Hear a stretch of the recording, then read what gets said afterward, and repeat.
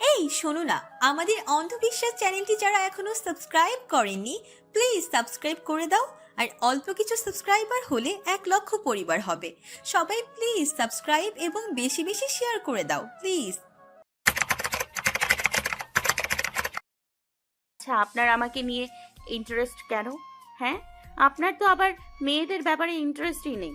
আপনার ইন্টারেস্ট থাকার কথা তো অন্য কিছুতে।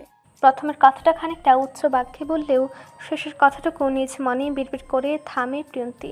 আর চোখে তাকাতে বন্দি করে নিল লোকটার গেট আপ।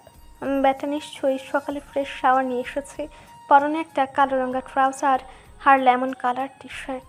উজ্জ্বল ফর্সা গায়ে লোকটাকে বোধ হয় সব কিছুতেই কেমন অদ্ভুতভাবে মানিয়ে যায়। তুরন্ত চোখ সরিয়ে নেয় প্রিয়ন্তী। ছি, নির্লজ্জ মেয়ে, তাকাবি না, একদম তাকাবি না। মনে নেই লোকটা তোকে কিভাবে প্রত্যাখ্যান করেছে? ভেবে কঠোর হলো প্রিয়ন্তী। সিদ্ধান্ত নিল এখানে আর 1 সেকেন্ডও না, চলে যাবে নিচে। ততক্ষণে লোকটা যে এসে একদম পাশে দাঁড়িয়েছে প্রিয়ন্তী টারি পায়নি। সেও রেলিংয়ে ভর দিয়ে দাঁড়ালো, দৃষ্টি স্থির নিচের বাগানে। তারপর সামান্য ঝুঁকে খুব স্বাভাবিক স্বরে বলল, ইন্টারেস্ট তো থাকতেই হবে মিস প্রিয়ন্তী, না হলে আজকাল যেভাবে চোরের উপদ্রব বেড়েছে, কখন না জানি বাড়ির মানুষকে চুরি করে নিয়ে যায়। প্রিয়ন্তী কপাল কুঁচকে তাকালো এবার, বলল অনিচ্ছায়, মানে? মানে আর কি, স্বয়ং লেফটেন্যান্ট কমান্ডারের বাড়ি থেকে তার অতি প্রিয় মাছ চুরি হয়ে যায় আজকাল। এটা কি কোনো সাধারণ চোরের কারসাজি বলুন? এই চোর নিশ্চয়ই দীর্ঘদিনের প্রশিক্ষণ প্রাপ্ত প্রফেশনাল কোনো চোর চুরি হবে। না হলে দিন দুপুরে চুরি, তাও কি না আমারই বাড়ি থেকে? এসব কি মানা যায় বলুন? সাহসটা কল্পনা করতে পারছেন? সরাসরি নেভির একজন অফিসারের বাড়ির অ্যাকোরিয়ামে হাত দেওয়া। পা থেকে মাটি সরে যাওয়ার জোর প্রিয়ন্তীর। গলা শুকিয়ে গেছে ইতিমধ্যে। মাথায় প্রচণ্ড জোরে বাজ ভেঙে পড়ল বিনা মেঘেই। ইস ইস, ও তো ভুলেই বসেছিল ব্যাপারটা। মাথা থেকে তো বেরিয়ে গিয়েছিল বিষয়টা। এখন কি হবে? পটপট বলে গেল লোকটা। লোকজন যদি শোনে কি বলবে বলুন তো? যে নিজের বাড়ির একটা ছোট্ট অ্যাকোরিয়ামের মাছই নিরাপদ রাখতে পারে না, সে নাকি সমুদ্রের নিরাপত্তা নিশ্চিত করবে। হাসবে না আমায় নিয়ে, আজে বাজে কথাও তো রটাবে। তীরটা ঠিক জায়গাতেই লাগলো। প্রিয়ন্তীর বুকের ভেতরটা কেমন হু হু করে উঠল। হাতের আঙুলগুলো থর থর করে কেঁপে উঠল। শুষ্ক গলায় ঢুক গিল। মনে মনে আতঙ্ক ছড়িয়ে পড়ছে। তাহলে কি লোকটা জেনে গেছে যে ওই চুরি করেছে মাছটা? পরের সেকেন্ডে নিজেকে থামালো সে, নিজেকে ধমকালো মনে মনে। লোকটা তো জানেই না কে নিয়েছে, তাহলে ও এত ঘাবড়াচ্ছে কেন? সংঘ প্রিয়ন্তী, ডোন্ট বি প্যানিকড, কিচ্ছু হয়নি। গভীর একটা শ্বাস নিল প্রিয়ন্তী। মুখের অভিব্যক্তি শক্ত করলো জোর করে। প্রিয়ন্তী নিজের ভেতরের অস্থিরতা চেপে রেখে যতটা সম্ভব স্বাভাবিক গলায় বলে উঠল, একদম ঠিক করেছে। তাসধীর কয়েক সেকেন্ড স্থির দৃষ্টিতে তাকিয়ে রইল ওর দিকে। তারপর আকস্মিক শব্দ করে হেসে উঠল লোকটা। আশ্চর্য, এই ব্যাটার আবার কি হয়েছে? পাগলের মতো এভাবে হাসছে কেন হঠাৎ? এই মা, কিছু বুঝে ফেলেছে নাকি আবার? আনফর্চুনেটলি ওই যে ওইখানে একটা সিসি ক্যামেরা লাগিয়েছিলাম কোনো একদিন। শুধু এখানে না, বাড়ির প্রায় প্রতিটা কোণেই লাগানো হয়েছিল আর কি। দুর্ভাগ্যবশত প্রতিটি সিসি ক্যামেরাই সচল, মানে একদম ঠিকঠাক আর কি। পাশে দাঁড়িয়ে সামান্য ঝুঁকে আঙুল তুলে নিচের গেটের দিকে ইশারা করে বলল কথাগুলো। প্রিয়ন্তীর বুক ধরফর করে উঠল আচমকায়। গেছিস প্রিয়, তুই গেছিস এবার। পরপর শুনতে পেল আবার। কি করবো বলুন, বাড়িতে তো আর থাকি না, আম্মু একা থাকেন। মিতালিও তখন ছিল। মা বোনের নিরাপত্তার দায়িত্ব তো আমারই। কাজের দোহাই দিয়ে তো এসব দায়িত্ব থেকে পালানো যায় না, তাই না? প্রিয়ন্তীর গলা শুকিয়ে কাঠ, ঢুক গেল বহু কষ্টে। মনে হচ্ছে গলা দিয়ে শব্দই বের হবে না। চোখ মুখ কুচকে মিনমিন করে বলল, তো আমাকে এসব বলছেন কেন আপনি? চুরি কি আমি করেছি নাকি? নাকি আমি শুনতে চেয়েছি? তাসধীর ভ্রু গোটালো। তারপর একদম নির্লিপ্ত ভঙ্গিতে ট্রাউজারের পকেটে আচমকায় ওর ফোনটা বের করলো। স্ক্রিন অন করলো। একটু স্ক্রল করে থামলো কোথাও একটা। তারপর একটা ভিডিও প্লে করে ফোনটা প্রিন্টের দিকে এগিয়ে ধরলো সেটা। বলল বড় স্বাভাবিক গলায়, দেখেন তো এনাকে চিনেন কিনা? আমার কাছে কেমন যেন চেনা চেনা লাগছে। মেয়ে মানুষের প্রতি আমার ওই রকম কোনো ইন্টারেস্ট নেই তো, অভিজ্ঞতাও কম। আপনি বোধহয় চিনবেন, দেখুন না। একটু ভালো করে দেখুন চিনেন কিনা। প্রিয়ন্তী প্রথমে তাকাতে চাইল না, কিন্তু পরিস্থিতি এমন, না তাকিয়ে উপায় নেই। ভয়ে ভয়ে চোখ তুলল। স্ক্রিনে দৃষ্টি পড়তে চোখ দুটো একদম কপালে উঠল বিস্ময়ে। বাকরুদ্ধ কিংকর্ত বিমূঢ় হয়ে পড়ে রইল কতক্ষণ। ভিডিওতে স্পষ্ট দেখা যাচ্ছে চারপাশে ফাঁকা দেখে চুপি চুপি ছাদে উঠছে একটা মেয়ে। পায়ের শব্দ কমানোর জন্য পা টেপে টেপে হাঁটছে। দরজার কাছে সে একবার ডান বামে তাকালো, তারপর ওতে সন্তর্পণে ছেলে কোঠার দরজাটা খুলে ঢুকলো ভেতরে। সোজা এগিয়ে গেল অ্যাকোরিয়ামটার সামনে। কিছুক্ষণ দাঁড়িয়ে রইল মাস্টার দিকে তাকিয়ে, তারপর আবার চারপাশে তাকালো একবার। আকস্মিক টপ করে হাত ঢুকে দিল পানির ভেতর। পরের সেকেন্ডেই হাত ছিটকে বের করলো। মাছটা ছটফট করছে মেয়েটার হাতে। ভিডিওর মেয়েটা আতকে উঠে প্রায় লাফ দিয়ে পিছিয়ে গেল। আবার চারপাশে তাকালো ভয়, তারপর কষ্ট করে আবারও ধরলো মাছটা। এবার সাবধানে একটা ছোট কাচের বয়ামে ঢুকালো ব্লু হাফ মুন ফিশটা। ঢুকানোর পরও বয়ামটা ধরে দাঁড়িয়ে আছে, মুখে এমন ভাব যেন পৃথিবীর সবচেয়ে বড় অপরাধ করে ফেলেছে। শেষে আবার টিপটু করে দৌড়ে পালালো ঘর ছেড়ে। দরজা বন্ধ করতে গিয়েও একবার পিছলে প্রায় পড়ে যাচ্ছিল। জাস্ট এতটুকুই। ভিডিও শেষ। প্রিয়ন্তীর মুখে রং ফ্যাকাশে, ঠিক চোর ধরা পড়ার মতোই হয়ে আছে। পুরো শরীর বরফ হয়ে জমে আছে জায়গাতেই। শেষ। মান সম্মান যা ছিটেফোঁটা বেঁচেছিল সেটাও শেষ আপাতত। ধরা পড়ে গেছে সে একেবারে হাতে নাতে। একটা কাজও ঠিকঠাক মতো করতে পারিস না, হতচ্ছাড়ে গাধি তোকে শ্রেয়া এমনিতেই বলে। একবার তো ভালো করে দেখে নিবি কোথাও কিছু আছে কিনা। মনে মনে নিজেকেই গাল দিতে ইচ্ছে করছে ওর। লজ্জায় মাটিতে মিশে যেতে ইচ্ছে করছে এক প্রকার। এই মুহূর্তে যদি ছাদের রেলিংটা একটু নিচু হতো, হয়তো সত্যি লাফ দিয়ে পালাতো। আর সব কিছুর চেয়েও বড় কথা, এই লোকটার সামনে কেন বারবার এমন অবস্থায়, বিব্রতকর অবস্থায় পড়তে হবে তোর? কেন কেন কেন? তবে প্রিয়ন্তী তো প্রিয়ন্তী, সহজে হার মানার মেয়ে সে মোটেও নয়। মুহূর্তের সমস্ত লজ্জা অস্বস্তি সব চাপা দিয়ে গলা শক্ত করলো। ঠোঁট শক্ত করে ঘাড় টান টান করে বলে উঠলো উল্টো, একদম ঠিক করেছি, চুরি করেছি। কি করবেন আপনি? আমার সাথে এরকম ইয়ার্কি করলে ভবিষ্যতে আরো করব। তা আমার অতি পছন্দের মাছটাই চুরি করার কারণটা জানতে পারি কি? প্রিয়ন্তী ভ্রু তুলে তাকালো, বলল কাঠ কাঠ। কারণ লাগবে কেন? সম্পর্কটা তো আমাদের ওরকমই, তাই না? আমি তো সম্পর্কে আপনার বেআইন হই, আর আপনি বেআই। বেআইনের মধ্যে এরকম একটু একটু মজা হয়েই থাকে। নিশ্চুপ তাজ ধীরে পর্যায়ে ভেবাচাকা খেলো। প্রিয়ন্তী আর দাঁড়ালোই না, উল্টো ঘুরে পা বাড়ালো সামনে। ছাদে থেকে নেমে সিঁড়ির দিকে ধরতে ধরতে বলল, আর শুনুন, ভবিষ্যতে আমার সাথে এরকম ইয়ার্কি করলে, এখন তো একটা মাছ নিয়েছি, তখন কিন্তু আর একটা মাছও আস্ত রেখে যাব না, সবগুলো নিয়ে চলে যাব। তাই সিসি ক্যামেরার পাশাপাশি ঘরের তালাটাও মজবুত করে রাখবেন নেক্সট টাইম থেকে। বলে গটগট পায়ে নামতে শুরু করলো সিঁড়ি ধরে। ছাদে একাই দাঁড়িয়ে রইল তাস্থির। অতীব মাত্রায় আশ্চর্য হয়ে থম মেরে দাঁড়িয়ে থাকলো কিয়ৎক্ষণ ওভাবেই। তারপর আচমকায় শব্দ করে হেসে উঠল সে। প্রিয়ন্তীর চলে যাওয়ার দিকে তাকিয়ে দু হাত দিয়ে অর্ধ ভেজা চুলগুলো পেছনে ঠেলতে ঠেলতে বলে উঠল, ইন্টারেস্টিং। দুপুরের খাবার শেষে ভাত ঘুম দিয়েছেন মোহনা বেগম। দীর্ঘদিনের শারীরিক জটিলতা আর দামি ওষুধের প্রভাবে জীবনযাপন নিখুঁত নিয়মের বাঁধনে আবদ্ধ তার। একটু এদিক সেদিক হওয়ার কোনো উপায় নেই। আপাতত ড্রয়িং রুমের সোফায় বসে আছে ননদ ভাবি। দেয়ালে অ্যাটাচড করা বড় টিভিটা অন থাকলেও কারো তেমন মন নেই সেদিকে। প্রিয়ন্তী ব্যস্ততার ভাইয়ের অনাগত ছেলে মেয়েদের নাম ঠিক করতে, মেয়ে হলে কি নাম রাখবে সেটা ঠিক করতে পারলেও বিপত্তি বাধে ছেলেদের নাম ঠিক করতে গিয়ে। মনে মনে ঠিক করে রেখেছে, যদি আগে ভাইয়ের ঘরে ছেলে সন্তান আসে, তারপরে তার নিজের ঘরে মেয়ে, তবে সেই ভাইপুর সঙ্গেই একদিন বিয়ের বন্ধনে আবদ্ধ করবে নিজের মেয়েকে। মিতালি আপেলের টুকরোয় কামড় বসাচ্ছে। যাওয়ার আগে মোহনা মেয়েকে এক প্লেট ফ্রুটস ধরিয়ে দিয়ে গেছেন। কড়া গলায় বলেছেন সবগুলো শেষ করতে, একটাও যেন অবশিষ্ট না থাকে। হঠাৎই কিছু মনে পড়ার মতো করে কপালে হাত ঠুকলো মিতালি। ইস, আমি তো ভুলেই গিয়েছিলাম প্রিয়। কি হলো ভাবি? আমার মাথা থেকে একদমই বের হয়ে গিয়েছে ব্যাপারটা। তোমার ভাই যে বারবার ফোন করে বলে গিয়েছে আজ সন্ধ্যায় আমাদের নিতে আসবে, আমরা যেন রেডি হয়ে থাকি আগ থেকে। অথচ দেখো, আমাদের তো এখনো শপিং করাই হয়নি। আসার সময় তো তাড়াহুড়া বাড়ি থেকে কিছুই আনা হয়নি। হে আল্লাহ, এখন কি হবে? আল্লাহ, আমার মাথাতেও তো ছিল না ভাবি। ইস, ভাইয়া তো বহু আগে থেকে শপিং এর কথা বলে দিয়েছিল আমায়। এখন কি হবে? সেটাই তো ভাবছি। আমারও তো কিছু কেনা হয়নি, কিছু সঙ্গে করে নিয়েও আসিনি। এই প্রিয়, তুমি বরং যাও না একটু।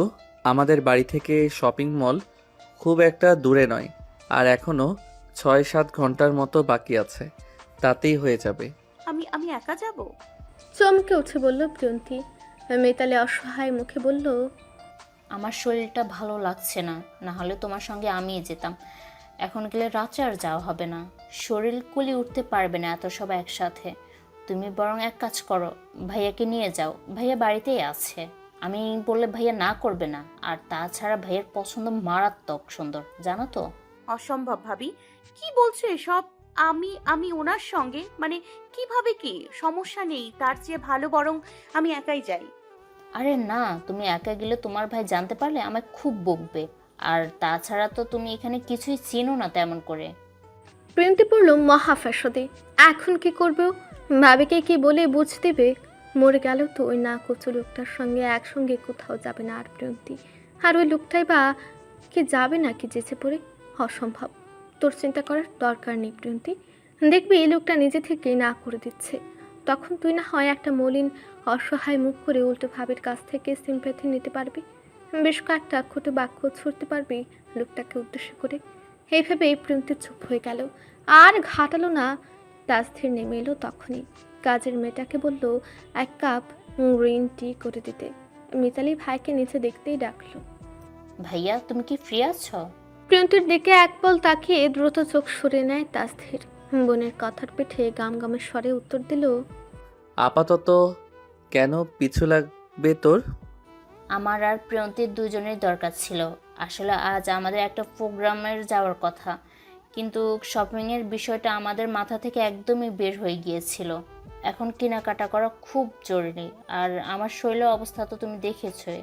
তুমি যদি প্রিয়কে নিয়ে একটু মলে যেতে, খুব বেশি সময় লাগবে না। দুটো শাড়ি আর সামান্য কিছু জিনিসপত্র তো লাগবেই। প্রিয়ন্তী স্বাভাবিক বসে তখনও, চোখ দুটো নিবদ্ধ টিভির স্ক্রিনে, যেন খুব মনোযোগ ধরে ঘন্টাখানেক লাগিয়ে দেখে যাচ্ছে সেটা। তাসধীর মেয়েটার নির্লিপ্ত সে চাহনি পরখ করে সোজা সাপটা গলায় না খুঁজে জানিয়ে বলল, আমার সময় নেই, ড্রাইভার আছে, ওকে দিয়ে পাঠিয়ে দে। আর এই মুখ্যম সুযোগটুকুই ঝড়ের ব্যাগে লুফে নিল প্রিয়ন্তী। হ্যাঁ ভাবি, আমি ড্রাইভারকে নিয়ে চলে যেতে পারবো। মেয়েটার অযাচিত কথায় ভ্রু কুচকালো তাসধীর। এতক্ষণে হাফ ছাড়ল প্রিয়ন্তী। জানতো লোকটা এমনটাই বলবে, হলো তাই। ও তৎক্ষণাৎ সেখান থেকে উঠে রুমের দিকে অগ্রসর হলো। ওদিকে নিরাশ হলো মিতালি। এত সুন্দর করে রিকোয়েস্ট করার পরও তার ভাই না করে দিল। সিদ্ধান্ত নিল সে যাবে ননদের সঙ্গে। মেয়েটাকে একা ড্রাইভারের সঙ্গে পাঠানোটা কেমন দৃষ্টিকটু দেখায়। ততক্ষণে গ্রিন টি এসে হাজির হলো তাসধীরের সামনে। সোফায় হেলান দিয়ে দাঁড়িয়ে 2 চুমুক দিতে দিতে বিড়বিড় করলো, ব্যাককল মাইয়া, মানবতার খাতিরেও তো অন্তত আরেকটা বার রিকোয়েস্ট তো করবি। এই যা, বেশি পার্ট দেখাতে গিয়ে কি উল্টো নিজের পায়ে নিজেই কুড়াল মারলাম নাকি? তাসধীর কিছুক্ষণ দাঁড়িয়ে চায়ের কাপটা খালি করে টেবিলে রাখতে রাখতে ভারিক্কি স্বরে বোনকে বলে গেল, আমি ওই পাশেই যাচ্ছিলাম একটা কাজে। যদি কোনো সমস্যা না থাকে তাহলে তোর ননদকে পাঠিয়ে দিস, আমি বাইরে অপেক্ষা করছি। বলে বেরিয়ে গেল সে। মিতালি হতভম্ব হয়ে তাকিয়ে রইল দরজার দিকে। প্রিয়ন্তী নেমে আসতেই মিতালি জানালো বাইরে তার ভাই অপেক্ষা করছে গাড়ি নিয়ে দ্রুত যেতে। যা শুনতে না শুনতে রীতিমতো চোখ কপালে তুলে বলল প্রিয়ন্তী, আমি যাব না ভাবি। কই প্রিয়, ভাইয়া নিচ থেকেই পরবর্তীতে বলে নিয়ে যাবে। প্লিজ না করো না, ভাইয়া না গেলে তোমার সঙ্গে আমায় যেতে হবে। আমার শরীরটা একদমই সায় দিচ্ছে না। প্রিয়ন্তী দ্বিধাগ্রস্ত কণ্ঠে বলল, কিন্তু ভাবি, তোমরাও যেতে হবে না। প্রয়োজনে আমি শ্রেয়াকে বলে দিচ্ছি, ওকে আসতে বলছি। ভাইয়া যেহেতু রাজি হয়েছে, প্লিজ না করো না। আর ভাইয়ার পছন্দ সত্যি খুব সুন্দর। তুমি কথা না বাড়িয়ে এখন দ্রুত যাও, কেনাকাটা করতেও তো সময় লাগবে নাকি? তুমি ভাইয়ের সাথে গেলে অন্তত আমি চিন্তামুক্ত থাকবো। আর কিছুই বলতে পারল না প্রিয়ন্তী। হার নাতে কোনো যুক্তিতে বুঝ দিতে সক্ষম হলো ভাবিকে। মিতালির এক প্রকার জোর করে পাঠিয়ে দিল মেয়েটাকে বাইরে। প্রিয়ন্তী যেতেই হাফ ছাড়ল মিতালি। যাক, ওর ভাইয়ের সঙ্গে মেয়েটাকে মাঝ সমুদ্রে ছেড়ে দিলেও চিন্তা হবে না। তার ভাই মানুষটাই এমন। গাড়ির ইঞ্জিন অন রেখে অপেক্ষমান তাসধীর। ড্রাইভিং সিটে বসে এক হাত স্টিয়ারিংয়ে রেখে অপর হাতে আলগুছে ফোন চাকিং দিচ্ছে। চোখে রোদ চশমা, গায়ে অলিভ গ্রিন রাঙা শার্ট, হাতেগুলো সুন্দর করে গুছিয়ে কোণে পর্যন্ত টেনে রাখা। মিনিট পাঁচেকের মধ্যেই বাড়ি থেকে ধীর পায়ে বের হলো প্রিয়ন্তী। হাতে ছোট্ট একটা হ্যান্ডব্যাগ শক্ত করে চেপে ধরে ছোট ছোট কদমে এগিয়ে এসে দাঁড়ালো কালো রঙা মার্সিডিজটির সামনে। গাড়ির কাছে সে একবার আর চোখে তাকালো তাজধীরের দিকে। তাজধীর তাকায়নি, যেন দেখতেই পায়নি। মন ধ্যান ডুবে ফোনে ব্যস্ত হয়ে পড়ে রইল অমনি। প্রিয়ন্তী নিষ্পিস করে গিয়ে দাঁড়ালো পেছনের দিকে। দরজার হ্যান্ডেলে হাত চেপে টানলো, খুলল না দরজাটা। এবার খানিকটা জোরেই টানলো প্রিয়ন্তী। ফলাফল ঘুরে ফিরে একই। বারকা একই ঘটনার পুনরাবৃত্তি চালিয়েও লাভ হলো না বিশেষ। এক চুলো নড়ল না গাড়ির ডোর। ভেতরে বসে তাজধীর সবটাই দেখছে। সামনের আয়নায় প্রিয়ন্তী বিরক্ত হয়ে এবার জানালার কাছে এসে ঝুঁকলো। অনীহা নিয়েই বলল, লক করে রেখেছেন কেন? ডোর খুলুন। যেভাবে আমার গাড়ির উপর রাগ ঝাড়ছেন, আমার গাড়ি ভেঙে ফেলায় ধান্দাই নেই তো আবার? আশ্চর্য, কোথায় বসবো আমি? দরজা না খুললে টানবো না।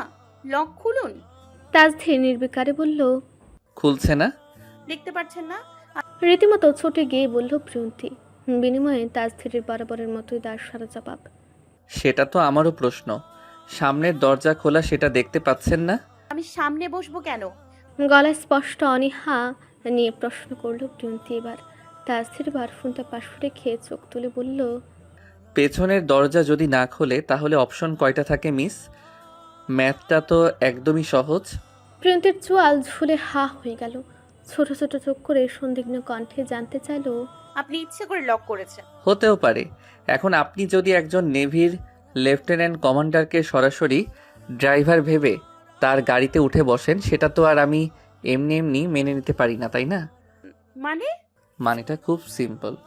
আপনি পেছনে বসে থাকবেন আর আমি সামনে বসে আপনাকে ড্রপ করব। অ্যাকচুয়ালি এই সেটআপটা আমার সাথে যায় না। প্রিয়ন্তীর মাথা ভন ভন করে উঠল রাগে। পুরুষ মানুষ এত প্যাঁচানো হবে কেন? আজব, কোথা থেকে কোথায় চলে যায় অত শত আর ভাবল না প্রিয়ন্তী। এখন তো ফিরেও যাওয়া যাবে না। অবশ্য সে কোনো উপান্ত না পেয়েও একটা বিরক্তির শ্বাস ছেড়ে সামনের দরজাটা খুলে ধপাস করে বসে পড়ল পাশে।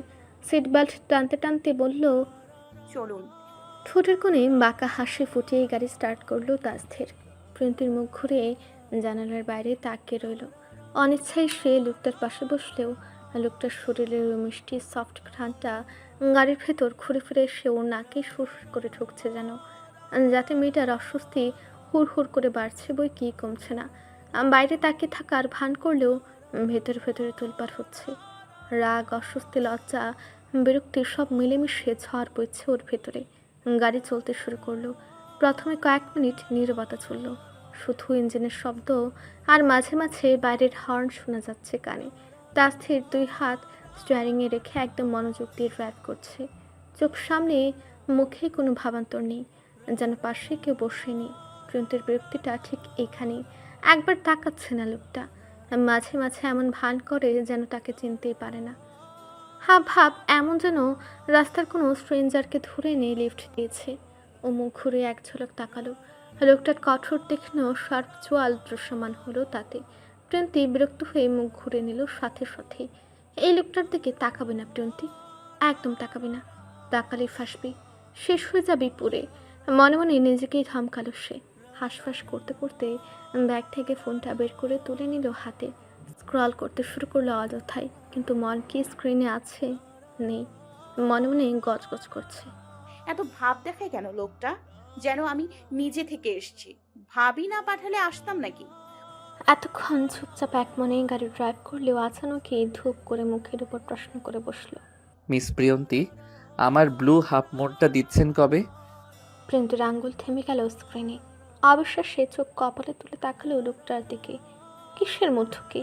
আশ্চর্য, ও কি এই ব্যাটার মাছ সঙ্গে নিয়ে ঘুরঘুর করছে নাকি? নাকি ওর ব্যাগের মধ্যে মাছটাকে লুকিয়ে রেখেছে? প্রচণ্ড বিরক্তিতে বাকরুদ্ধ প্রিয়ন্তী। দেখুন, অন্যান্য মাছ নিলেও আমি কিছু বলতাম না, তবে বেছে বেছে আপনি আমার অতি পছন্দের মাছটাই ছিনতাই করেছেন।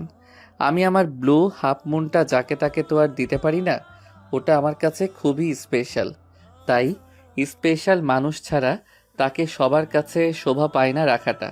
তো বলুন, আমার ব্লু হাফ মুন দিচ্ছেন কবে? চুরি করা জিনিস ফেরত চাইতেও লজ্জা করছে না? তার মানে মানছেন আপনি চোর, সরি চূর্ণী?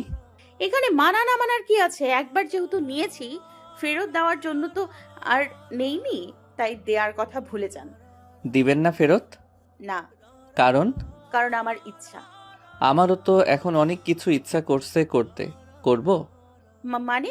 তাসথির ঝুঁকলো কিঞ্চিত, একদম ঘেঁষে এসে প্রিয়ন্তীর সম্মুখে হাত বাড়িয়ে সেটা ক্রস করে নিয়ে গেল ওর ডান পাশে। একটা নিয়ে সিট বেল্ট খুলতে খুলতে গলার স্বর খাতে নামিয়ে আওড়ালো, মানে আমরা এসে গেছি, নামবেন নাকি আমার সাথে একান্তে আরও কিছুক্ষণ কাটাতে চাচ্ছেন এভাবে?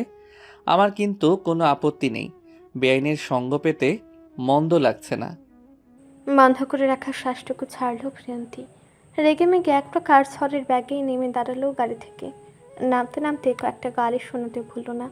অবশ্য সেসব গালিগুলো তাসথিরের অজানায় রইল। গাড়িটা এসে থামলো শহরের এক বড় শপিং মলের সামনে। প্রিয়ন্তী নেমে দাঁড়াতে চাবি ঘুরিয়ে গাড়িটা পার্কিংয়ের দিকে নিয়ে গেল। নির্দিষ্ট জায়গায় দাঁড় করালো তাসথির। ইঞ্জিন অফ করে কয়েক সেকেন্ড চুপ করে বসে রইল ভাবি। এক মনে কিছু একটা ভেবে দরজা খুলে নেমে এলো বাইরে। যাওয়ার পথে প্রিয়ন্তীকে পাশ কাটিয়ে যেতে যেতে বলল, একটু দাঁড়ান, আমি আসছি। এখানেই দাঁড়াবেন। কথাটা বলে অতি দ্রুত বড় বড় পা ফেলে গাড়ির পাশ ঘেঁষে একটু দূরের দিকে এগিয়ে গেল। প্রিয়ন্তী ভ্রু কুচকে দেখল শুধু। লোকটার দৃষ্টি অনুসরণ করতে চোখে পড়ল একটা পুরনো অটো রিক্সার পাশে দাঁড়িয়ে। রিক্সাটার গায়ে হেলান দিয়ে বসে আছে একজন মাঝ বয়সী চালক। লোকটার অবস্থা দেখে যে কারো চোখ কুচকে যাবে। পুরনো ছেঁড়া গামছা দিয়ে বারবার ঠোঁটের কোণা মুছছে সে, আর সেই গামছায় লেগে আছে তাজা রক্তের দাগ। ঠোঁট ফেটে গেছে কোথাও, হয়তো একটু আগেই কারো সঙ্গে ধস্তাধস্তি হয়েছে।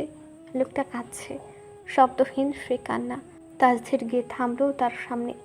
বড় উৎকণ্ঠায় জিজ্ঞেস করলো তারপর, কি হয়েছে চাচা? আপনি আঘাত পেয়েছেন কিভাবে? লোকটা প্রথমে একটু চমকে তাকালো। মলিন ফোলা ফোলা চোখ দুটো তুলে তাসধীরকে আগাগোড়া দেখলো। পরিপাটি ফর্মাল পোশাক, ব্যক্তিত্ব সব মিলিয়ে একটু ভরসা ফিরে পেল যেন কোথাও। কম্পিত গলায় বলল, আর বইলো না বাবা, এই তো একটু আগে একটি যাত্রী নিয়ে আইছিলাম। রাস্তা দিয়ে আসার সময় একটা বড় গাড়ি আইসা রংভাবে ধাক্কা মারলো। আমার রিক্সাটা উল্টায় পড়লো। আমি কিছু বললাম কেন, প্রতিবাদ করলাম কেন? এটাই হলো আমার দোষ। গাড়ির মালিক উল্টা নামিয়ে আইসা আমারে মারতে শুরু করলো। কইলাম দোষ তো আপনার, কিন্তু কে শোনে কার কথা? যেমনি পারলো অমনি মারলো আমারে। এতটুকু বলে থামলো লোকটা। গামছা দিয়ে ঠোঁটের কোণটুকু পরিষ্কার করতে করতে আবারও বলল, চারপাশে এত মানুষ আসছিল বাবা, কিন্তু একজনও আইগা আসে নাই। আমরা গরিব মানুষ, আমাদের 2 পয়সার দামও দেয় না কেউ। মার খাইলাম, রিক্সা ভাঙলো, কেউ একটা কথা কইল না আমার হইয়া। শেষ কথাটায় পুরোপুরি ভেঙে পড়ল লোকটা। তাসধীর একান্ত মনোযোগে শুনল সবটা। ভাবভঙ্গির কোনো পরিবর্তন লক্ষ্য করা গেল না। চারপাশে একবার চোখ বুলে দেখল আশেপাশে তেমন লোকজন নেই। শুধু রাস্তার অপর প্রান্তে ফুটপাত ধরে মানুষের ঢল দেখা যাচ্ছে। আর শপিং মলের সামনে দুজন সিকিউরিটি গার্ড দাঁড়িয়ে নিজেদের মধ্যে আলোচনায় ব্যস্ত। তাসধীর লোকটাকে শান্ত ঠান্ডা গলায় বলল, আপনি এখানে একটু দাঁড়ান চাচা, আমি আসছি। লোকটা কিছু বলার আগে সে ঘুরে দাঁড়ালো। ভারী কদমে হেঁটে চলে গেল সিকিউরিটি গার্ডদের দিকে। দুজন গার্ডের সামনে গিয়ে থামলো তাসধীর। নম্র স্বরে ডেকে বলল, এক্সকিউজ মি।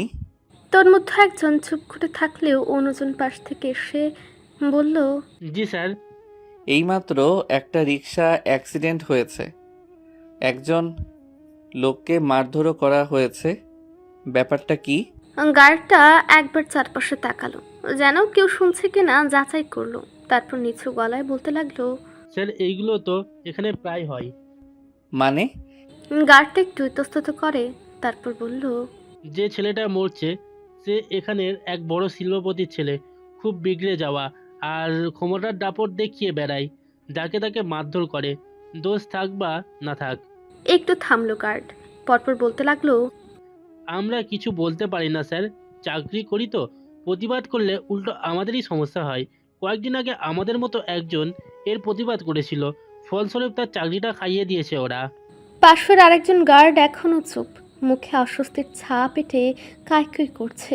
সিকিউরিটি গার্ডদের কথা শুনে কিছুক্ষণ নিশ্চুপ দাঁড়িয়ে রইল তাসথির।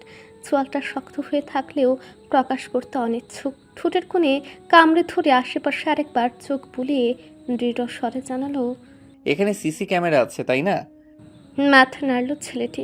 গলার স্বর একই রেখেই পরপর অত্যন্ত শান্ত গলায় বলল তাসথির। আমি ফুটেজগুলো একটু দেখতে চাই। কিন্তু পাশেই দাঁড়িয়ে থাকা অন্য গার্ডটা যে এতক্ষণ চুপ ছিল হঠাৎ এগিয়ে এলো সে।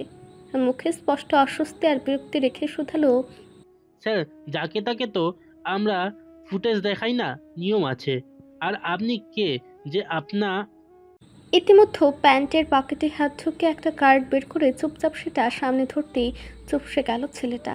নিমিষে বদলে গেল মুখের রং, চোখ দুটো বিস্ফোরিত করে মুখ হা হয়ে গেল প্রায়। অস্ফুট স্বরে ভাঙা ভাঙা শব্দে বিড়বিড় করতে লাগলো। Lieutenant commander. পাশের গার্ডটাও ঝুঁকে তাকালো তখন। সেও এক ঝটকায় সোজা হয়ে দাঁড়িয়ে পড়লো। দুজনে একসাথে টানটান হয়ে দাঁড়িয়ে সম্মান প্রদর্শন করলো তৎক্ষণাৎ। অনুনয় করে জানালো অবিলম্বে, সরি স্যার, আমরা আসলে বুঝতে পারিনি। এই আর এক্সট্রিমলি সরি স্যার।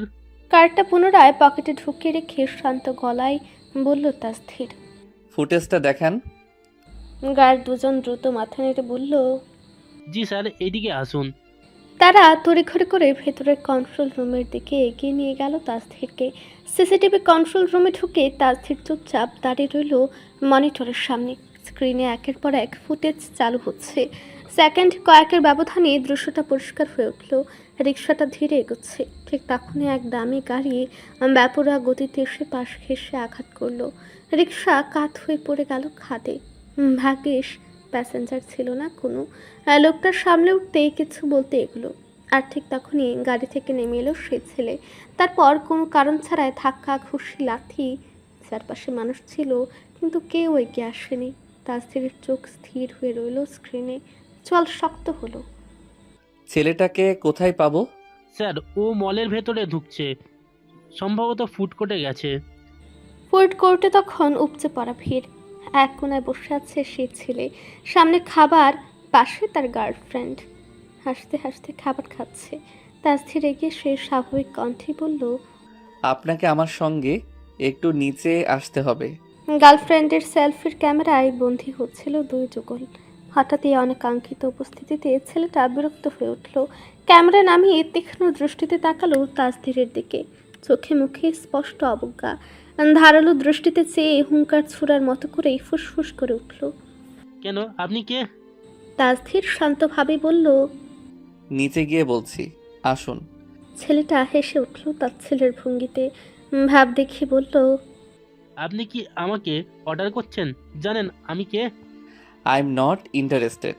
আপাতত আমার সঙ্গে আপনার নিচে আসাটা মোস্ট ইম্পর্টেন্ট। এবার ছেলেটা বিরক্ত হয়ে চেয়ার ঠেলে উঠল রাগে। গজগজ করে জানালো, ফাজলামো পাইছেন? হ্যাঁ, চিনি না জানি না, নিচেই যাবে কেন? পুরো কথাটা শেষ হওয়ার আগেই আচানক তাসধীর ঝুঁকে গিয়ে ছেলেটার কানের পাশে ফিসফিস করে কিছু বলতেই ছেলেটা চুপসে গেল। রাগ খুব বিলীন হয়ে ভর করলো কেমন অস্বস্তি। মুহূর্তের মধ্যেই তার মুখের রং বদলে গেল। আগের সেই উদ্ভূত ভঙ্গি মিলিয়ে গেল কোথাও। ক্ষীণ ঘাম জমলো কপালে। পরপর নিজেকে স্বাভাবিক রাখার ভান করে গার্লফ্রেন্ডকে বলল অপেক্ষা করতে। গার্লফ্রেন্ডকে বলল অপেক্ষা করতে, সে আসছে এক্ষুনি। প্রথমে ছেলেটা আর তার ঠিক পেছনে এসে দাঁড়ালো তাসধীর, সেই রিক্সা চালকের সামনে। লোকটা এখনও দাঁড়িয়ে ঠোঁটের কোণা চেপে আছে। তাসধীর ছেলেটাকে সামনে ঠেলে দিল। চেনেন ওনাকে? বাবার বয়সী একটা লোকের উপর হাত উঠাতে বিবেকে বাঁধল না? মাফ চান ওনার কাছে। ইভেন শুধু মাফই নয়, ওনার রিক্সার যাবতীয় ভর্তুকিও দিবেন। Do it fast. শেষের কথাটুকুতে ছেলেটা কিঞ্চিত কেঁপে উঠলেও দাঁড়িয়ে রইল অনড়, নড়ল চড়ল না। যাকে একটু আগেই বেধমসে মেরে ঠোঁট ফাটে গেল সেই 2 টাকার লোকের কাছে নত হবে সে? তাহলে থাকবে তার মান ইজ্জত? ততক্ষণে বেশ কিছু সংখ্যক লোক এসে জড়ো হয়েছে সেখানে। ছেলেটাকে আগে নেয় তখনও স্থির দাঁড়িয়ে থাকতে দেখে এবার খানিকটা অধৈর্য হলো তাসধির। স্বাভাবিক কদমে এগিয়ে সে ছেলেটার ঘাড়ে বুড়ো আঙ্গুল চেপে ঘাড়টা খানিকটা টেনে আনলো মুখের সামনে। তারপর বিড়বিড় করে কি বললো জানে না প্রিয়ন্তী। পরের মুহূর্তেই কেমন ছেলেটা হড়বড় করে ক্ষমা চেয়ে বসলো। সাথে পকেটে থাকা মানিব্যাগ থেকেও কতগুলো টাটকা 1000 টাকার নোট বাড়িয়ে দিল লোকটার দিকে। তবে লোকটা সেসব নিল না, উল্টো বলল, গরিব হইতে পারি, মাথার ঘাম পায়ে ফেলে প্রতিদিন 2 বেলা ভাত খাইতে পারি, তবে আমাকেও আত্মমর্যাদা আছে। তুমি আমার পোলার বয়সী, মাফ কইরা দিলাম তোমারে। আল্লাহ তো আসেনই, তিনি সব দেখেন। গরিব গোলগে এমন কইরো না বাবা, আল্লাহ সহ্য করবেন না। যাও, মাফ করে দিলাম। প্রিয়ন্তী মুগ্ধ হয়ে দেখল শুধু একটা মানুষ এতটা নিরপেক্ষভাবে, এতটা ঠান্ডা মস্তিষ্কে কিভাবে সবটা সামলাতে পারে। ও আশ্চর্য না হয়ে পারছে না। না তো কোনো বাজে ভাষা ব্যবহার করলো আর না তো কোনো রকম রাগ দেখালো, তারপরেও সব কিছুকে নিখুঁতভাবে সামলে নিল। আচ্ছা, উনি ওই ছেলেটার কানের কাছে ঝুঁকে কি এমন বলল যে লোকটার সঙ্গে সঙ্গে মাফ চেয়ে বসলো? প্রিয়ন্তীর জানতে খুব আগ্রহ হলো। ততক্ষণে তাসধির এগিয়ে এসেছে ওর কাছাকাছি, এসে তাগাদা দিয়ে জানালো, কি মিস প্রিয়ন্তী, শপিং করবেন না? বলে পুনরায় হাঁটা ধরল মলের ভেতরে। প্রিয়ন্তীর ধ্যান ভাঙল, পায়ের গতি বাড়ল দ্রুত। লোকটার বরাবর হয়ে আচানক প্রচণ্ড কৌতূহল থেকেই করে বসল প্রশ্নটা। আচ্ছা, ছেলেটাকে তখন কি বললেন কানের কাছে ওভাবে ঝুঁকে, যে এক কথাতেই রাজি হয়ে গেল মাফ চাইতে? তাসধির থেমে দাঁড়ালো, প্যান্টের পকেটে 2 হাত ঢুকিয়ে নির্লিপ্ত গলায় শুধালো, বেশি কিছু না, সূরা শুনিয়েছি, এলাকার ভয় দেখিয়েছি, ভয় পেয়েই তো গটাগট মাফ চেয়ে নিল। হ্যাঁ, ভেবা চাকা খেয়ে থেমে দাঁড়ালো প্রিয়ন্তী। ওই লোকটার সমস্যাটা কি আজব? দুনিয়ার সবার সঙ্গে সিরিয়াস থাকলেও শুধুমাত্র ওর সঙ্গে কেন এমনটা করে? কেন কেন কেন? কটমট করে তাকে তাসধিরকে পাশ কেটে বড় বড় কদমে সোজা মলের ভেতরে ঢুকে গেল প্রিয়ন্তী। শপিং মলের কাচের স্বয়ংক্রিয় দরজাটা সরে যেতে ঠান্ডা এয়ার কন্ডিশনের হিমেল বাতাস মুখে এসে লাগলো প্রিয়ন্তীর। বাইরের গরম আবহাওয়াটা ঘুষলো খানিকটা। ব্যাগের স্ট্র্যাপটা একটু শক্ত করে কাঁধে তুলে নিয়ে ভেতরে পা রাখলো। ও ঠিক পেছনেই ঢুকলো তাসধির। চোখ দুটো স্বভাবসিদ্ধ ভঙ্গিতে চারপাশটা একবার স্ক্যান করে নিল মুহূর্তেই। 1 সেকেন্ডের খানিক ব্যবধান হবে হয়তো। এর মধ্যেই আশেপাশের মানুষ, দোকান, ক্রেতাদের চলাফেরা সবকিছুই তার দৃষ্টির ভেতর দিয়ে নিঃশব্দে যাচাই হয়ে গেল। অতঃপর ধীর পায়ে এগিয়ে এলো প্রিয়ন্তীর পাশে। অকারণে কথোপকথনের চেষ্টা করার মানুষ সে না হলেও এই মেয়েটার আশেপাশে থাকলে ঘটে তার উল্টোটাই। তবে স্বভাবসিদ্ধ ভঙ্গিতেই চুপিয়ে রইল। আপাতত লিফটের সামনে এসে থামলো ওরা। দুজন পাশাপাশি দাঁড়িয়ে থাকলেও দুজনের মাঝখানে দূরত্ব ছিল যথেষ্ট। লিফটের আয়নায় একবার চোখ পড়ল প্রিয়ন্তীর। নিজের পাশে তাসধিরের প্রতিবিম্ব আবিষ্কার করলো। গম্ভীর স্থির নির্লিপ্ত ভঙ্গিতে টান টান হয়ে দাঁড়িয়ে আছে লোকটা। চটজলদি চোখ সরিয়েও নিল। কোন ফ্লোর? গম্ভীর স্বরে জিজ্ঞেস করলো তাসধির। প্রিয়ন্তী উত্তরে ছোট করে বলল, আই থিঙ্ক থার্ড। 3য় তলায় নেমে সোজা হাঁটা দিল প্রিয়ন্তী। চারপাশে সারি সারি শাড়ির দোকান, মালের রঙিন আলোয় ঝলমল করছে কাপড়গুলো। প্রিয়ন্তী একটু সময় নষ্ট না করে একটা বড় শাড়ির শোরুমে ঢুকে পড়লো উল্টো ঘুরে। আসসালামু আলাইকুম ম্যাডাম, কি দেখবো? সাথে সাথে এগিয়ে এলো এক সেলসম্যান। প্রিয়ন্তী একটু ইতস্তত করে বলল, গায়ে হলুদের জন্য কিছু শাড়ি দেখান, একটু ইউনিক হলে ভালো হয়। অবশ্যই ম্যাডাম।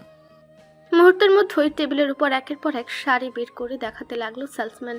হলুদ, মাস্টার্ড, গোল্ডেন, লেমন, সাথে লাল সবুজের কাজ করা ঝলমলে রঙের বাহারি শাড়ি। প্রিয়ন্তী একটার পর একটা হাতে নিচ্ছে, দেখছে আবার সরে রাখছে। কোনোটায় পছন্দ হচ্ছে না তেমন। পাশের একটু দূরে দাঁড়িয়ে আছে তাসধির, হাত দুটো প্যান্টের পকেটে ভর দিয়ে দাঁড়িয়ে দেখছে চুপচাপ। মাঝে মাঝে চোখ যাচ্ছে শাড়ির দিকে, শাড়ি থেকে চোখ সরিয়ে নিষ্পলক অবলোকন করে যাচ্ছে মেয়েটার ভারী উদ্বিগ্ন চেহারাটা। এর মাঝেই প্রয়োজনীয় ফোন কল আসলে রিসিভ করে একটু দূরে সরে দাঁড়ায় সে। ওদিকে সেলসম্যান আরও কিছু শাড়ি বের করে রাখলো। এর মধ্যে একটা ছিল হালকা নেভি ব্লু, তার উপর সূক্ষ্ম সাদা আর গোল্ডেন এমব্রয়ডারির কাজ করা। আঁচলটার 2 পাশে মোটা করে গোল্ডেন বর্ডার। মোটা কথা চোখে লাগার মতো সুন্দর শাড়িটা। প্রিয়ন্তী সেটার দিকে একটু বেশি সময় ধরে তাকিয়ে থেকে ঠোঁট কামড়ে ধরলো। একটার পর একটা শাড়ি সবই ভালো লাগছে, কিন্তু কোনটা নেবে বুঝতে পারছে না ঠিক। শেষমেশ বিরক্ত হয়ে ফোন বের করলো। মেসেঞ্জারে ভিডিও কল লাগালো মিতালিকে। ভিডিও কল কানেক্ট হতেই ওপাশে মিতালির মুখ ভেসে উঠল। মিতালি ভীষণ উচ্ছ্বাসিত হয়ে জিজ্ঞেস করলো, পেয়েছো কিছু? পছন্দ হয়েছে? প্রিয়ন্তী একে একে কয়েকটা শাড়ি ক্যামেরার সামনে ধরে ধরে দেখালো, বলল দ্বিধা নিয়ে। এইগুলো দেখো ভাবি, কোনটা নিব বুঝতে পারছি না।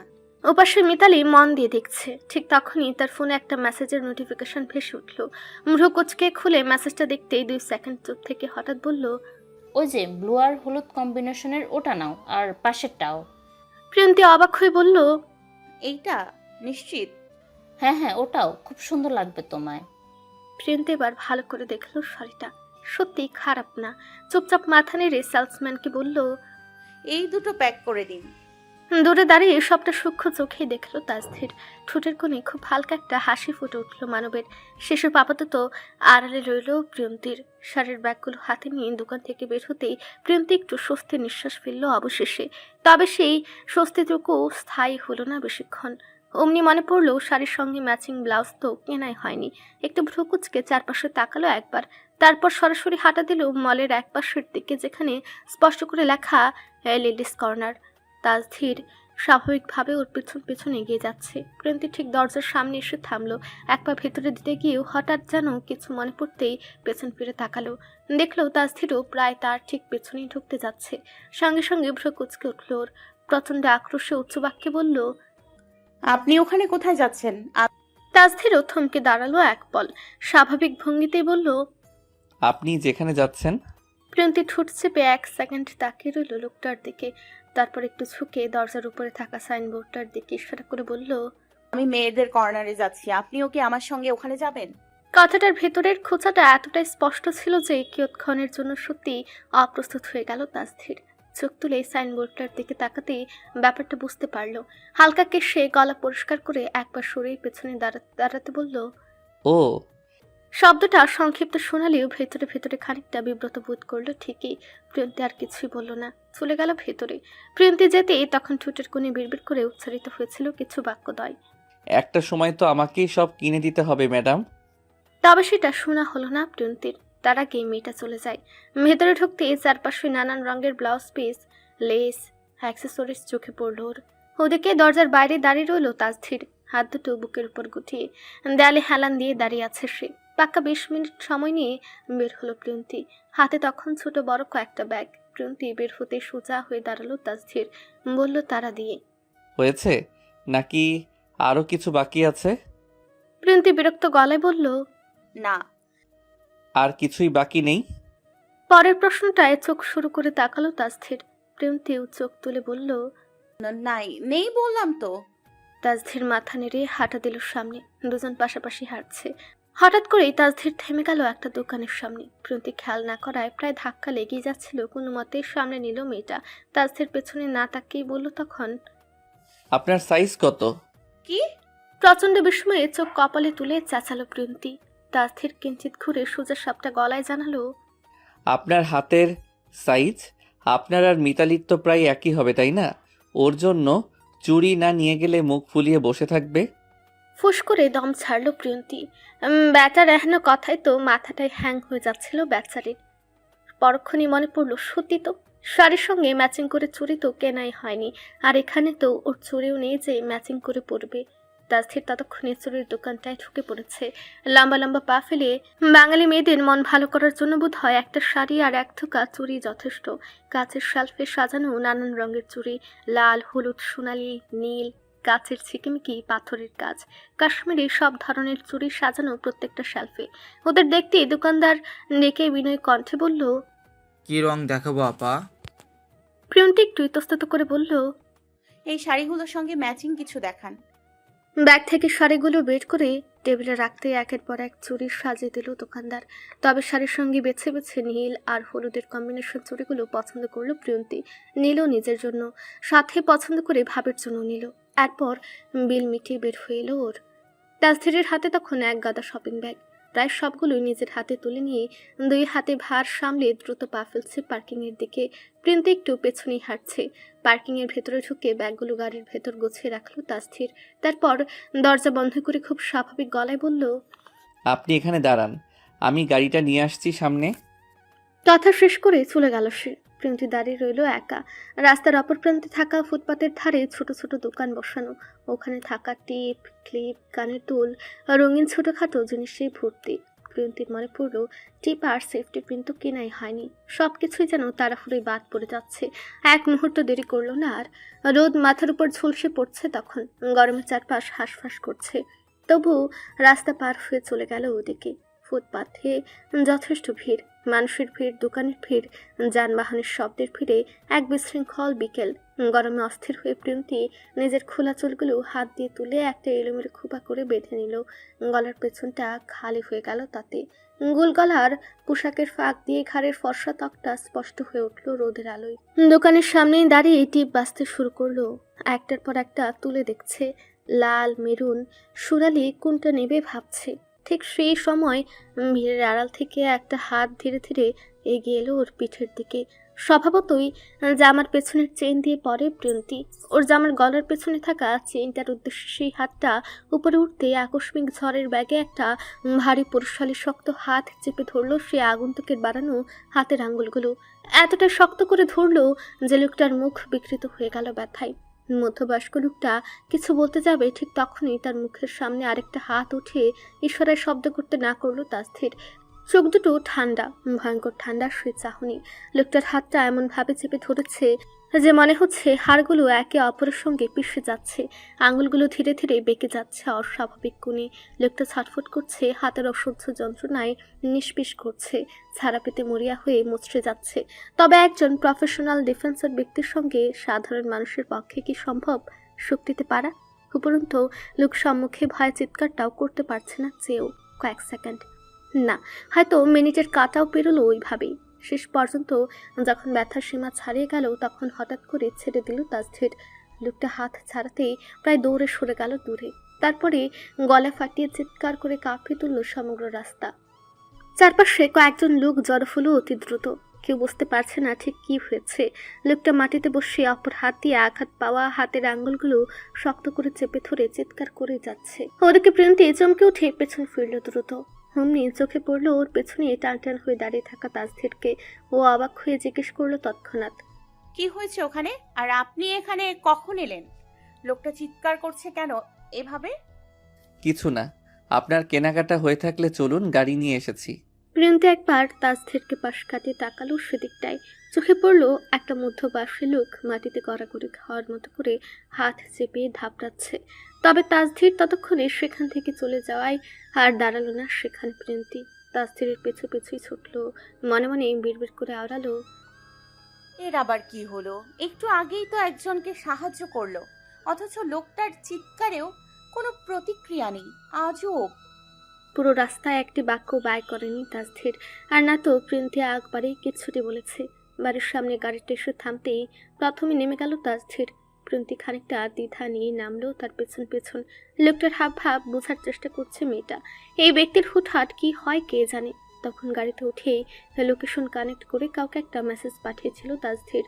তারপর আর কোনো নড়চড় দেখেনি। নির্লিপ্ত ভঙ্গিতে গাড়ি ড্রাইভ করে গেছে শুধু। প্রিন্তি আসার পথে পেছনেই বসেছে, তাতেও কিচ্ছুটি বলেনি লোকটা। গাড়িতে থাকা শপিং ব্যাগগুলোর দিকে তাকিয়ে এক হতাশ শ্বাস ছাড়ল প্রিন্তি। এইসব নিয়ে এখনো ভেতরে ঢুকতে হবে আবার। নিচু হয়ে ব্যাগগুলো হাতে নিতে যাবেই কেউ অমনি এগিয়ে এসে তাকে থামিয়ে দিল তাসথির। বলল ছোট্ট করে, থাক, এগুলো নিতে হবে না। তারপর আবার আপনার ভাবি বলবে তার ননদকে দিয়ে কাজ করিয়েছে তার ভাই। আর তাছাড়া আমার মাছ ফিরিয়ে নেওয়ার জন্যও তো শক্তি লাগবে। শক্তি জমা রাখুন, আমার ব্লু হাফ মুন ফিরিয়ে দেওয়ার কাজে লাগবে। আবারও একই প্রসঙ্গ। এই ব্যাটার মাথায় নির্ঘাত সমস্যা আছে, না হলে এতটা স্বাভাবিক থেকেও কিভাবে কাউকে এভাবে এতটা পিঞ্চ করতে পারে। আশ্চর্য। প্রিয়ন্তীর মুখ কালো হয়ে উঠল। বিরক্তিতে ঠোঁট কামড়ে কিছু না বলেই ঘুরে ভেতরে চলে গেল। মনে মনে নিজেকে ধমকাতে লাগলো, জীবনে একটা মাছ চুরি করলাম, সেটাও এমন লোককেই করতে হলো। এখন দিন রাত 24 ঘন্টা শুনতে থাক সেই অপবাদ। হতচ্ছাড়া একটা। পেছন থেকে তাসফির তখন দারোয়ানকে ডেকে শান্ত গলায় বলল, এইগুলো ভেতরে নিয়ে যান। বলে ড্রাইভিং সিটের পাশ থেকে হাতে একটা ব্যাগ নিয়ে ভেতরে ঢুকলো সে। প্রিয়ন্তি ততক্ষণে চলে গিয়েছে উপরে। ড্রয়িং রুমে বসেছিল মিতালি। তাসফির সোজা বোনের সামনে গিয়ে ব্যাগটা এগিয়ে দিতে দিতে জানালো, এগুলো তোদের জন্য। অপেক্ষা করলো না মিতালির প্রশ্নের, সোজা উপরের দিকে উঠে গেল সে। মিতালি খানিকটা অবাক হয়ে তাকিয়ে রইল ভাইয়ের চলে যাওয়ার পানে। এরপর যখন প্রচণ্ড কৌতূহলে শপিং ব্যাগটা খুললো, তখন অবাকের চরম সীমায় পৌঁছালো মিতা।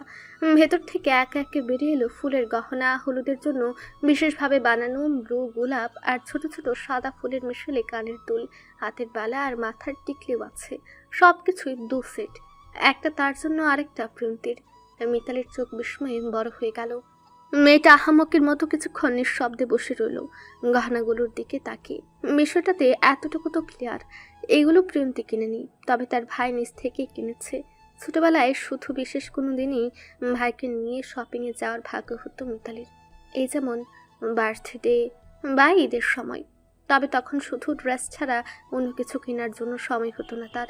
একটা ড্রেস কিনতে কত শতবার তারা দিত, তার কোনো ইয়াত্তা নেই।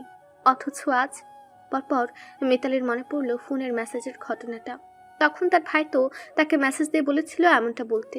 একে একে 2 মিলে ঠোঁটের কোণে চাপা হাসি ফুটে উঠল মিতালির। সে যেমনটা ভাবছে তেমনটা হলে কিন্তু মন্দ হবে না, বরঞ্চ ব্যাপারটা একটু বেশি ভালো হবে আর কি। চট্টগ্রামের নৌঘাটি বন্দর, সময় আনুমানিক সন্ধ্যা 6টা। সূর্যটা ঢলে পড়েছে পশ্চিমায়, লালচে আভা ছড়িয়ে পড়েছে বিশাল জলরাশির বুক চিরে। দূরে সারি সারি যুদ্ধ জাহাজ নোঙ্গর করে দাঁড়িয়ে, নিঃশব্দ প্রহরীর মতো নিটল তারা।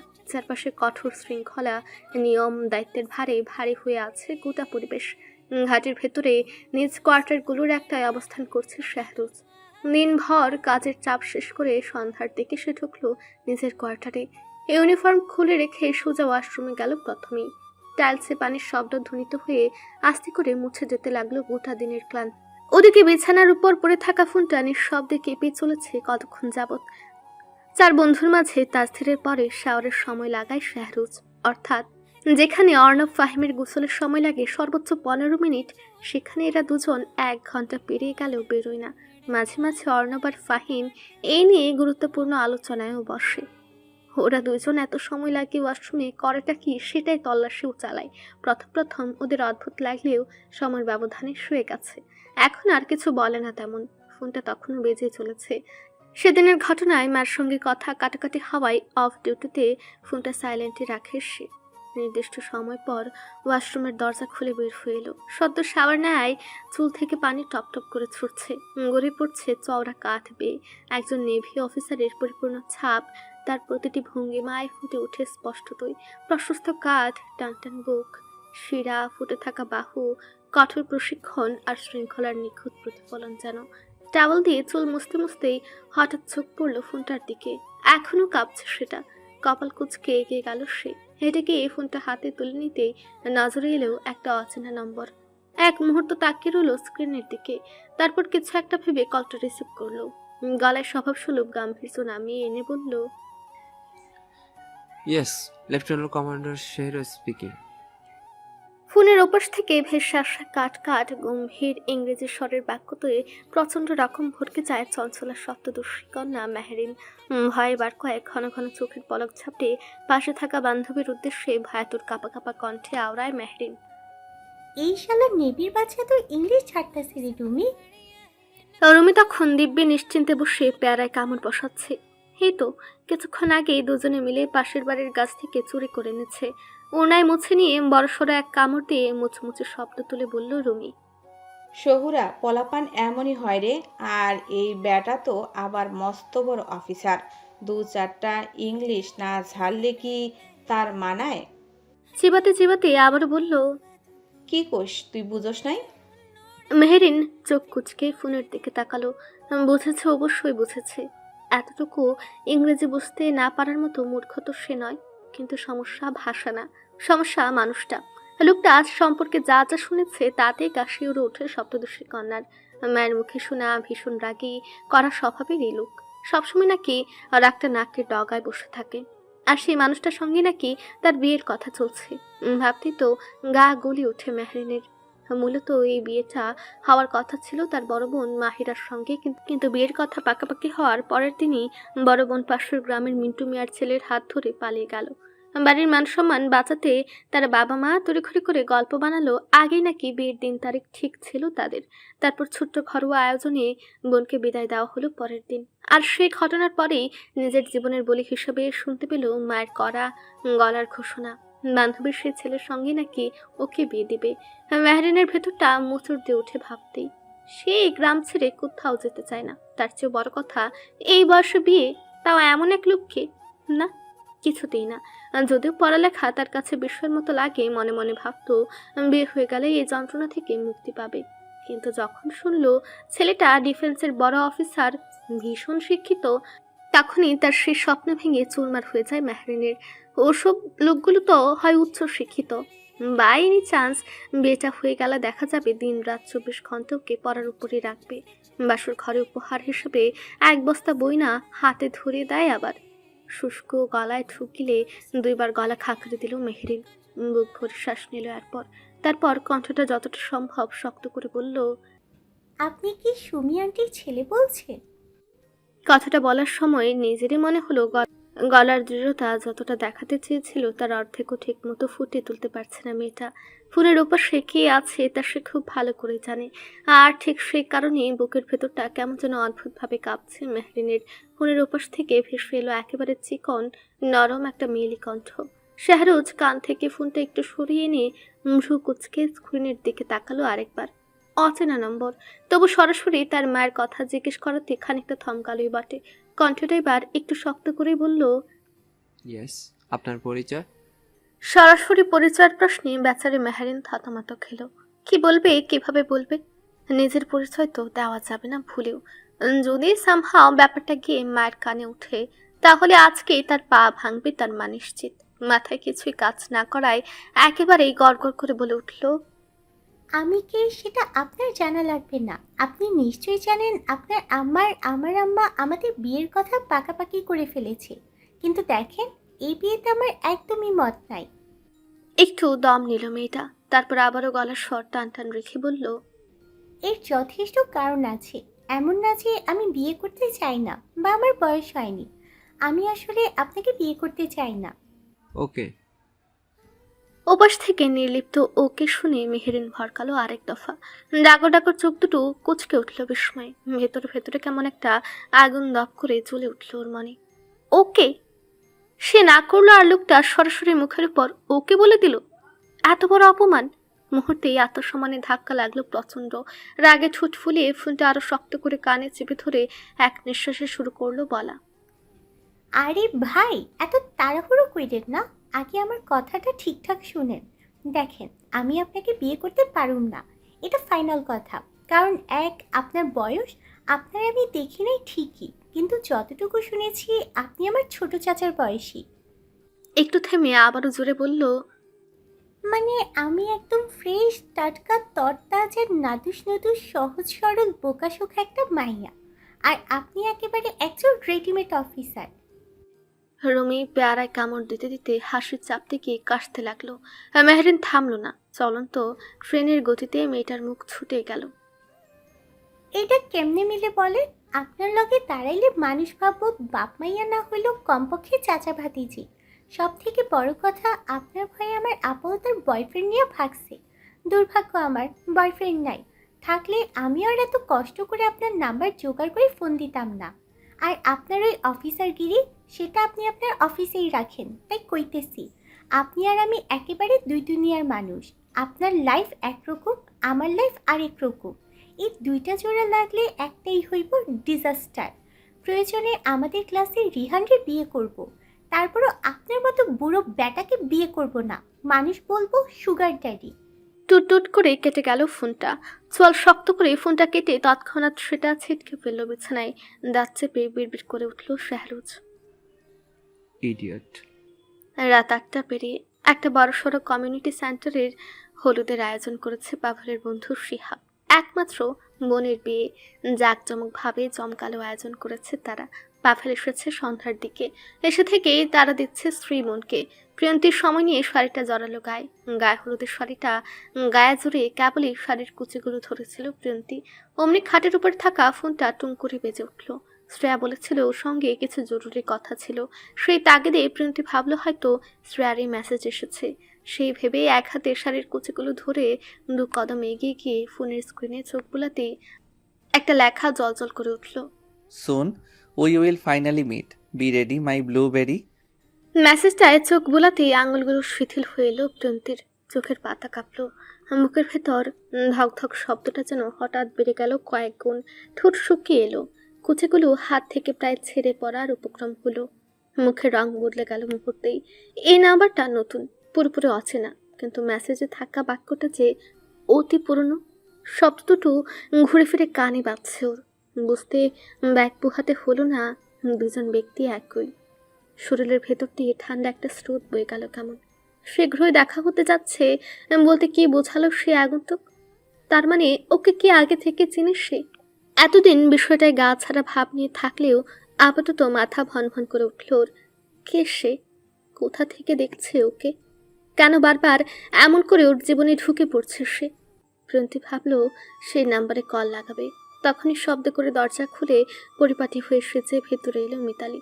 ভাবির আগমনে ফোনটা সরে রাখতে রাখতে বলল, মাশাআল্লাহ ভাবি, তোমাকে খুব সুন্দর লাগছে আজকে। ভাইয়া দেখেছে? না, নিচে যাওনি এখনো? তোমায় কিন্তু মারাত্মক সুন্দর লাগছে প্রিয়। আজকে আমার ননদকে দেখে কত পুরুষের যে চোখের ঘুম হারাম হবে। ইস! মিতালি মুখের নিখাত প্রশংসায় মিয়ে এলো প্রিয়ন্তী। মিতালি হাতে থাকা প্যাকেটটা প্রিয়ন্তীর দিকে বাড়িয়ে দিল। এটা নাও। কি এটা? খুলে দেখো। প্রিয়ন্তী অবাক হয়ে প্যাকেটটা নিল। খুলতে ভেতর থেকে বের হলো গায়ে হলুদের জন্য ফুলের গয়না, তাও আবার শাড়ির সঙ্গে ম্যাচিং করে একই রঙের। তবে সব থেকে আশ্চর্য হলো অফ হোয়াইট আর ব্লুর কম্বিনেশনে তৈরি ফুলের গহনাগুলো দেখে। প্রিয়ন্তী আশ্চর্য হয়ে বলল, এইগুলো তুমি কখন আনলে ভাবি? মিতালি ভ্রু নাচিয়ে হেসে বলল, আমি আনিনি তো। কে এনেছে ভাইয়া? হ্যাঁ, তবে আমার ভাই নয়, তোমার ভাই এনেছে। থমকালো প্রিয়ন্তী। লোকটা ফুল এনেছে? কখন আনলো? ও তো দেখেনি তখন কিছু কিনতে। আসো পরিয়ে দিই, তোমায় খুব মানাবে এতে। তোমার ভাইও তাড়া দিচ্ছে, জলদি করো। মিতালি ডাকে নড়ে চড়ে উঠে প্রিয়ন্তী। মিতালিকে বলতে বলতে নিজে এগিয়ে সে ফুলগুলো ওর হাতে তুলে দিল। নিচে বসে আছে পাভেল। একটা বাসন্তী রঙের পাঞ্জাবি জড়িয়েছে গায়ে। অফিস থেকে ফিরেছে সন্ধ্যায়। এতক্ষণ বসে তাজধীরের সঙ্গে টুকটাক আলাপচারিতা করছিল ড্রয়িং রুমে। কথার ফাঁকে ফাঁকে তারা দিয়ে ডাকছে স্ত্রীকে। এত দেরি কেন হয়েছে তোমাদের? স্বভাবসুলভ সন্ধ্যায় এক ব্যাগ গ্রিন টি লাগে তাজধীরের। কাজের মেয়েটা সবাই বানিয়ে দিয়ে রেখে গেছে গরম ধোয়া ওঠা কাপটা। সেটাই উঠিয়ে সবাই হাতে নিয়েছে সে। অমনি সিঁড়ি বেয়ে নেমে আসা এক রমণীতে চোখ আটকালো তার। সেখানে তাকাতেই থামলো হৃদস্পন্দন। কয়েকটা হার্টবিটও মিস করে বসলো। ব্যাগ খেয়ালিতে গরম কাপে চুমুক বসাতেই গদগদ করে এক চুমুক গরম তরল মুখে ঢুকে গেল। ধোয়া ওঠা গরমে ঝাঁজের সঙ্গে সঙ্গেই খুব খুব করে কেসে উঠল সে। নাকে মুখে বোধ হয় উঠে গেছে কিছুটা। রান্নাঘর থেকে দৌড়ে এলেন মোহনা। উৎকণ্ঠায় ছেলের মাথায় হাত বুলিয়ে বলে যাচ্ছেন তিনি, ইস, একটু দেখে শুনে খাবি তো বাবা। গরম চায়ের ঝাঁজে চোখ মুখ কুচকে উঠল তাজধীরের। এক হাতে দ্রুত কাপটা টেবিলে নামিয়ে রেখে অন্য হাত দিয়ে চেপে ধরল ঠোঁট। সামনে থেকে দাঁড়িয়ে মোহনা ছেলেকে বলেই যাচ্ছেন, বেশি গরম খেতে গিয়েছিস কেন বাবা? গরম জিনিস আস্তে ধীরে রয়ে শুয়ে খেতে হয়। তাজধীর বলল না কিছুই। কেশে গলা পরিষ্কার করতে করতে কেবল হাত তুলে ইশারায় বোঝালো ঠিক আছে সে। মাকে পাশ কাটিয়ে আবারও তার অবাধ্য চোখজোড়া গিয়ে আটকালো নীল শাড়িতে আবৃত রমণীর পানে। ধীর পায়ের শাড়ির কুচি ধরে ধরে নামছে প্রিয়ন্তী। নীল শাড়ি তার সঙ্গে অফ হোয়াইট আর ব্লু ফুলের গয়নাগুলো নিখুঁতভাবে ফুটিয়ে তুলেছে ও সরল সৌন্দর্যটুকু। কানের পাশে নরম করে বাঁধা খোপা থেকে কয়েকগুচ্ছ চুল এলোমেলো হয়ে গাল ছুঁয়ে আছে। কপালে ছোট্ট একটা টিপ। মেলে অধর জুড়ে আধিপত্য বিস্তার করছে হালকা গোলাপি রঙা কিছু একটা। সেদিকে দৃষ্টি পড়তেই তৎক্ষণাৎ ঝটকা মেরে নিজ দৃষ্টি সামলালো তাজধীর। বুকের ভেতরটা অকারণে কেঁপে উঠল কেমন। এতক্ষণ লাগে তোর? পাভেলের কথায় ধাতস্থ হলো সে। চোখ সরিয়ে নিল তড়িঘড়ি করে। ঠোঁট শক্ত করে বসে রইল আগের মতোই গম্ভীর হয়ে।